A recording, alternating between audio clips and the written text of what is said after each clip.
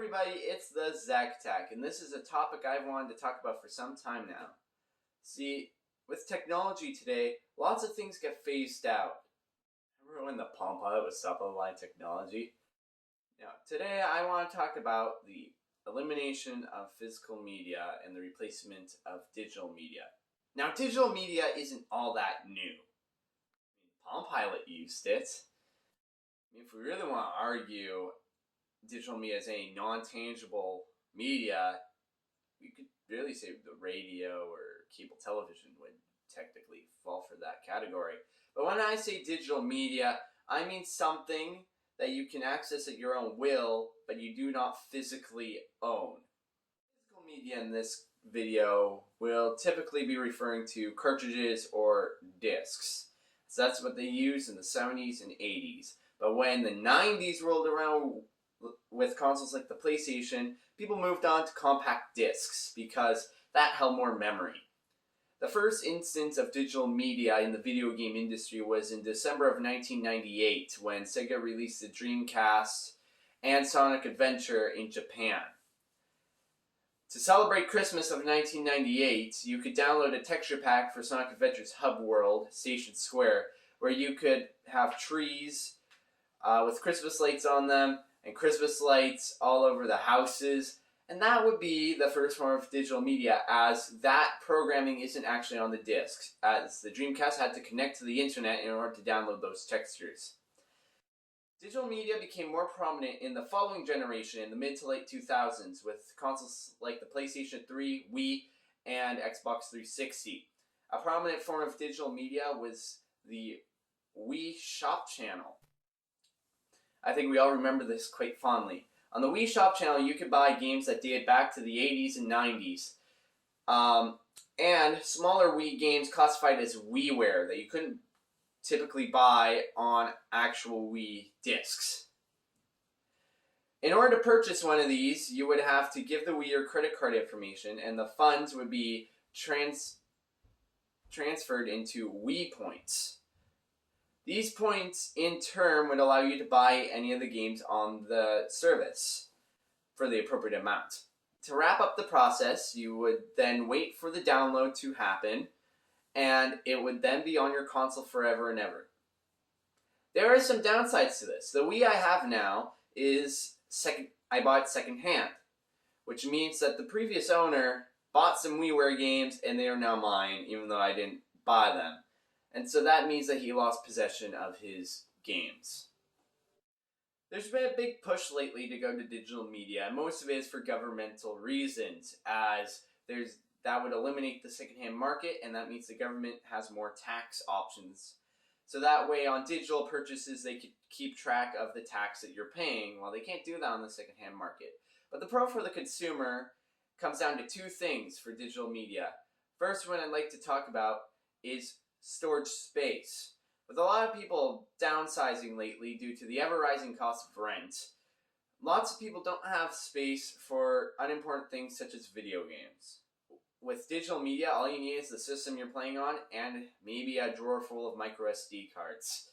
That doesn't take up all that much space.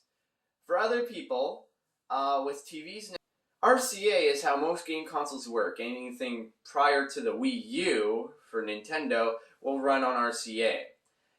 If you're lucky, your HD TV may still have component jacks, but I find that that'd be a lot rarer.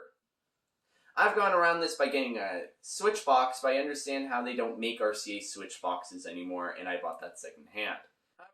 However, I always like the idea of having a game room, for example. It makes it a lot easier to brag about all the video games you own, because you got the shelf with all your games on it, and you could just say, hey, what are you doing with your life? Another benefit to digital media is definitely the convenience.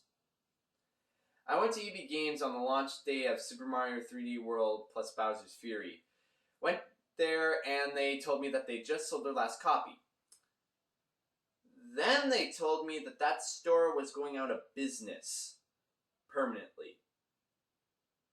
Which means I have to drive to the next town over to get my video games now. But they did give me this neat coin. You only got for pre-orders of the game, but since they're going out of business, I got it anyway. However, I think this story perfectly illustrates the problem with physical media. Is that is probably the worst case scenario, but it happened to me. If I just wanted to play the game, I could have launched day, went on the Nintendo eShop on the Switch, and downloaded the game, and I'd wait an hour or three, and I'd be on my Switch. I'd be ready to play it. Definitely more convenient. Still don't get that coin, though. I do think physical media should stick around, though, and not be entirely phased out, basically because of the secondhand market, which is really the only way I'm able to get a lot of the games that I own. Another thing I encountered when I was younger is I wanted the game Pikmin 3 for the Wii U. You know, this story's old when I start talking about the Wii U. I downloaded it to my Wii U because that was neat. You could just do it right on the Wii U and it'd be right on your system. And it cost the exact same amount as if I walked into EB Games and bought the Nintendo Selects version of the game. Tax and all, it was the same. I played Pikmin 3 for about a month, and then I got to this one area and realized I don't like these puzzles. These puzzles are stupid. I wanted to get rid of the game. I literally hate it that much. However, my refund period for the Nintendo eShop had expired. And because it was digital, it's stuck rotting on my Wii U while it's rotting. Another problem about digital media is when it hits the extreme. Google Stadia released on November 19th of 2019, and its big marketing point was that there's no game system. All you needed was a controller and a sensor and a screen to play it on, and that was all you ever needed. Marketing was sort of like Sega Genesis in their blast processing, if you know what I mean. I have no actual experience with Stadia. However, I don't really like the idea. And that is, you only own the controller and the sensor, and I guess whatever screen you're playing it on. But you don't own the games, and you don't even own the service. Like, you don't own the system, okay? And so, when Google Stadia shuts down, okay, and you have to pay a monthly subscription too, okay? So, it's like Netflix. You gotta pay $12 a month, and you get to use your Google Stadia. That's like, if you wanted to play your Wii U, you had to insert $12. Let me tell you, no one would play the Wii U anymore if you had to insert $12 to it. You insert $12, your Google Stadia, and it allows you to play any games that you paid for. So you gotta pay for your games, you gotta pay to use the system, and then let's just say you want to cancel your membership, okay? You just lost all those games you paid for, which you could have gone on like PlayStation, could have gone on Nintendo, and you could have kept the games. But they went whoosh, like that. Now, this video isn't about Stadia. I just thought I'd let you guys know what happens when you flip over to the pure digital side of the scale. In the end, I just wanted to make this video so that way you know where I stand on this debacle. I honestly feel like physical media is definitely the way to go, and we should try to keep it for as long as possible. But I really don't care if you use digital media, because you probably have your reasons for it. Besides, there's phones that use apps now, and your computer runs, well, YouTube. You don't own YouTube, but the video is playing. But regardless, if you can, physical media, I would say, is the way to go. Thank you for watching this video. If you like this kind of content, remember to subscribe. And if I could ask you a favor, it's to check me out on Brighteon, because I need to get to the next tier up to keep uploading the videos I make on that channel. And remember, physical media is always the way to go.